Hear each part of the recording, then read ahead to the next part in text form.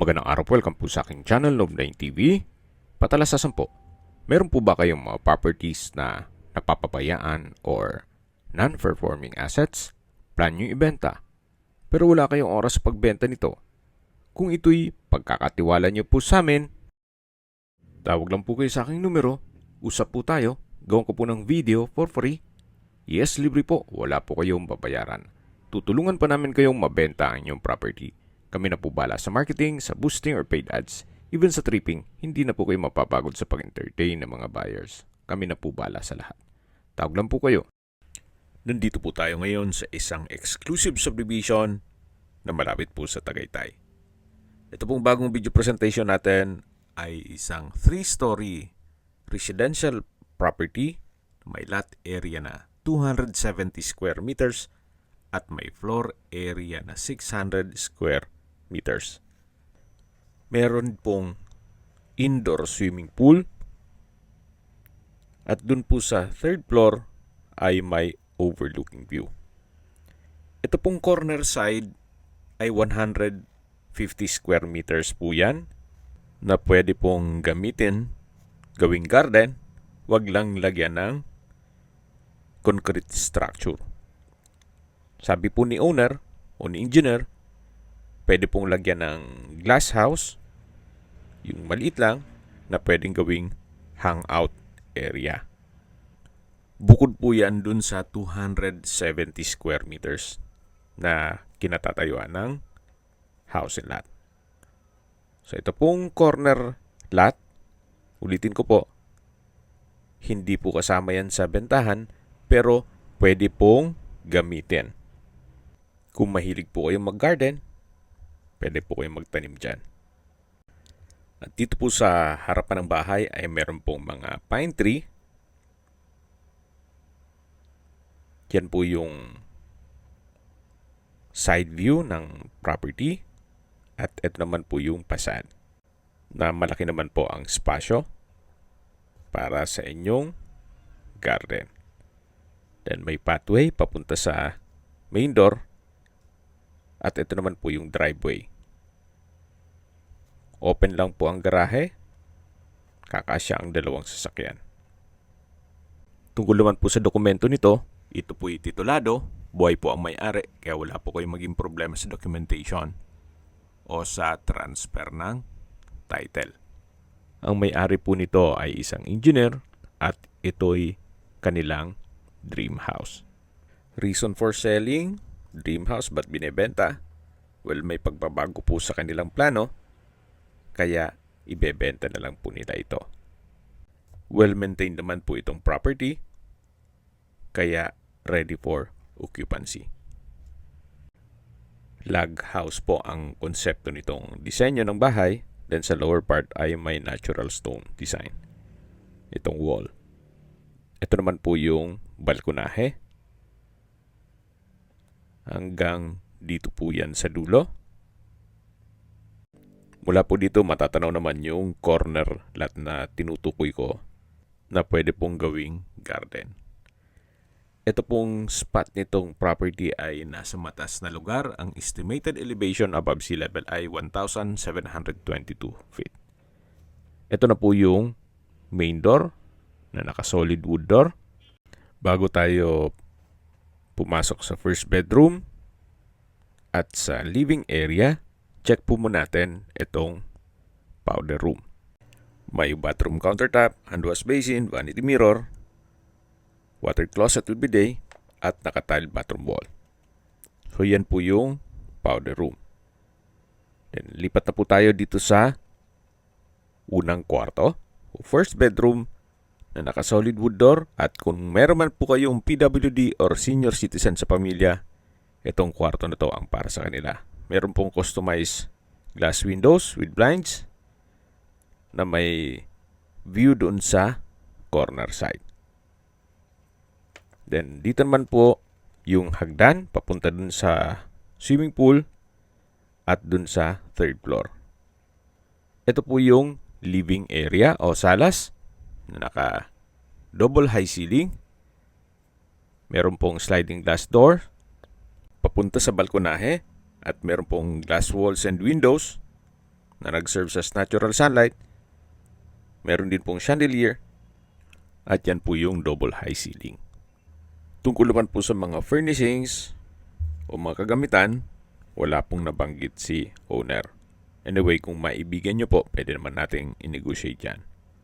Lipat na po tayo dito sa may dining area. Nakakapaaliwalas po ang glass walls and doors. Then may ceiling fan. May floor standing aircon, mga 3-tonner po yan. Dun po sa kabilang side ay meron din pong glass walls and doors. Papunta rin sa balkonahe. Ito naman po yung formal kitchen. May granite kitchen countertop, stainless sink with faucet.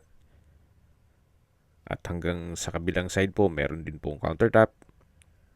May kitchen drawer and cabinet. May wall-mounted kitchen cabinet. Then storage ng kitchen utensils. So ito po yung formal kitchen. Dito naman po sa kabilang side ay yung dirty kitchen. Ganun din po, meron pong wall-mounted kitchen cabinet, kitchen drawer, at storage ng kitchen utensils, at meron din pong kitchen countertops.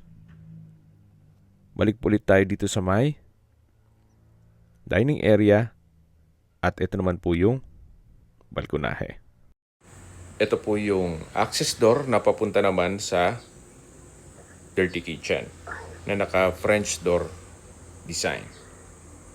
Yung bench and table na pwedeng gawing breakfast table.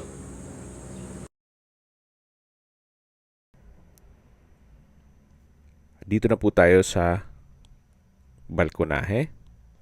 Tunghayan niyo po itong kapaligiran kung saan napakatahimik po ng lugar, sariwang hangin, at malamig po ang klima. Napakaganda po nito para sa inyong retirement o bahay bakasyonan. Actually, kung malayo pa naman yung panahon na inyong pagre-retiro, pwede naman po nyo itong paupahan. Ang rentahan po sa ganitong kalaking bahay na may swimming pool pa ay nasa 80,000 pesos ang monthly. Pero mura na po yun sa ganung presyo. Or pwede nyo rin pong ipasok sa Airbnb. So, balik po ulit tayo dito sa loob. Yan po yung formal kitchen. Then yan po yung first bedroom na napakita ko na sa inyo. Dito naman po yung salas o living area at akit na po tayo. Ito pong hagdan ay naka wooden staircase, wooden handrail at metal railing. Meron din pong staircase window. Nag-serve as natural sunlight. At ito pong staircase wall ay maayos naman ang pintura. Samahan niyo po ako, akit po tayo. At nandito na po tayo sa third floor. Ito po yung hallway na papunta sa mga kwarto. At dito naman po yung family area na may access naman papunta sa balkonahe. Ito po yung open below. May chandelier. Yan po yung glass walls and windows na nag-serve as natural sunlight. At nakapaaliwalas din po sa buong bahay. Hindi lang po doon, nakatipid din kayo sa kuryente. Check na po natin yung kwarto dito sa taas. Solid wood door. Malaki ang espasyo, may ceiling fan.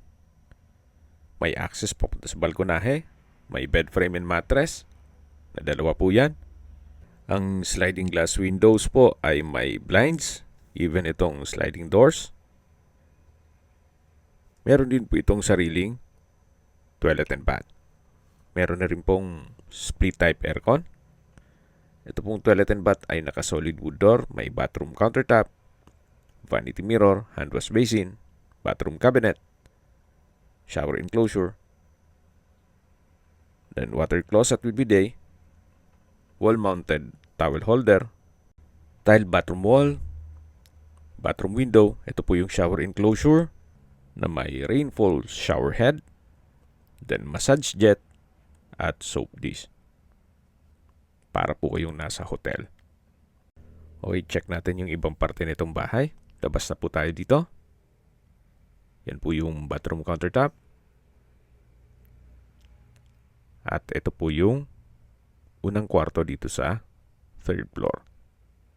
Tunguhin niyo po ulit bago tayo lumabas. Maayos naman po siya. Wala po kayong paparepair dito. Labas na po tayo. At nandito na po tayo sa balkonahe. May coffee table. Then, hindi po maaninag ang taal dito. Gawa ng medyo foggy. At ito naman po ang kapaligiran.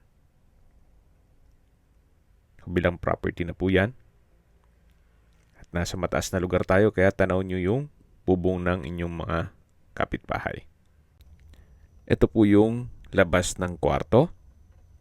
Then sa dulo po ay meron pong aircon motor. Naka-ceiling panels na wooden design. Ganun din po itong flooring. At yun po yung access door mula sa may hallway. Yan po yung glass wall and window sa may double high ceiling. Ito po yung French door design dito sa may hallway. Yan po ulit yung chandelier at yung open below. Sa baba po yung living area. Balik po ulit tayo dito sa may hallway. At check natin yung ibang kwarto. At ito naman po yung pangalawang kwarto. Naka-solid wood door. May dalawang bed frame and mattress. Window type aircon. Customized glass window. Wooden design itong flooring. At meron pong wardrobe. Kung malaking pamilya po kayo, ito na po yung hinahanap nyo. Yan po yung second bedroom dito sa third floor. At ito naman yung common toilet and bath na naka-wooden door. May bathroom countertop, hand wash basin, vanity mirror, wall-mounted towel rack, water closet with bidet. Then sa dulo po yung shower. Ganun din po, meron pong rainfall shower head. Then may massage, jets, at soap dish. Meron din pong bathroom window. Ito naman po yung pangatlong kwarto dito sa third floor. Napakalaki po ng spasyo. May customized glass window, wardrobe, may center lamp, pin lamp, at lalabas na po tayo. Yan po yung pangatlong kwarto dito sa third floor. Yan po yung double high ceiling, staircase window, at habang pababa po tayo, pag-usapan na natin ang distance, location, at travel time. Mula po sa Twin Lakes, ang distance is 6.4 kilometers at ang travel time is 12 minutes. Mula naman po sa Mendez Crossing, ang distance is 12.8 kilometers at ang travel time is 20 minutes. Mula naman po sa Tagaytay Rotonda, ang distance is 29 kilometers at ang travel time is 35 minutes. Kung magagaling naman po sa Manila o sa airport, ang distance is 76.3 kilometers at ang travel time is 2 hours and 28 minutes. Nandito na po tayo sa may dining area, then yan po yung kitchen at yan po yung main door. Yan po yung first bedroom at bababa na po tayo. Papunta naman ito sa lower part ng bahay na kung saan dun po nakapwesto ang swimming pool. Napakalaking bagay po nung staircase window. Kahit walang ilaw, ay kita natin itong staircase. At nandito na po tayo sa indoor swimming pool at entertainment area. Naka-natural stone design po itong mga poste, even itong walls. Dito naman po ay merong mga kwarto. Ito po yung unang kwarto. At nakalock po yan sa ngayon. Basta po upon tripping, ma-check natin yan. Dito naman po yung mga banyo. May panlalaki at pangbabae. Halos same setup lang po. May hand wash basin, vanity mirror, water closet, at sa dulo po ay overhead shower. Ganun din po yung panlalaki. Dito naman po ay may jacuzzi. Then naka-glass walls po yan. Napakaganda po ng disenyo. Gaya po nang sabi ko sa inyo kanina, possible din po ito maging income generating. Ipasok nyo po sa Airbnb para kontrolado nyo ang booking. At direct po sa account nyo, papasok ang kita. So yan po yung service area. Then sa taas po niyan yung garahe. At itong bahay ay may 2 street access. Ito po yung kabilang side nung street o bahay. Actually, dito po tayo nag-start kanina. Itong side na to. Then umikot tayo dun sa may corner lot na kung saan pwede nyo pong gawing garden. At pwedeng maglagay ng hangout area gaya ng glass house, wag lang po concrete house. Balik po ulit tayo dito sa loob. Yan po yung pump room, motor room, at yan po ulit yung entertainment area at indoor swimming pool. Recap lang po sa mga nag-skip ng video. Ito pong property ay nasa loob ng isang exclusive subdivision na malapit po sa Tagaytay. May lot area po ito na 270 square meters at may floor area na 600 square meters. Tungkol naman sa dokumento nito, ito'y titulado kaya wala po kayong maging problema sa documentation o sa transfer ng title. Binebenta po ito ni owner sa halagang 35 million pesos. Net. Ibig pong sabihin, si buyer na po ang sasagot sa lahat ng taxes at expenses with regard to documentation. Kung may mga katanungan po kayo or interesado kayo dito sa property nito, tawag lang po kayo sa aking numero. At sa mga kababayan naman natin na sa ibang bansa, meron po akong WhatsApp, Viber at Telegram. Same number lang po, 0917-316-3399. Sa mga nagtatanong naman po ng aming Facebook, meron po aming Facebook page na Nov9TV at Facebook Real Video. Meron din pong TikTok at Instagram. May ibang YouTube channel po kami, the Nov9TV channel, Nov9TV Listings, Nov9TV On The Spot, Nov9TV Updates, at Nov9TV House Rental. Sana po naibigyan nyo ang video presentation. Paki-like and subscribe na lang po sa aking channel para ma-update din po kayo sa aking future listings. Kung sakali po hanap nyo yung mas malaking sukat ng lupa, meron din po kami ibang listings na pwede nyong pagpilian. Huwag po kayong mag-atubiling tumawag sa amin. Then, let us know your budget para malaman namin kung anong property pwede naming ilong sa inyo. Sa lahat pong viewers, subscriber at nagtiwala po sa amin, salamat po sa suporta. Ingat po kayo lagi at yung pamilya. Maraming salamat po.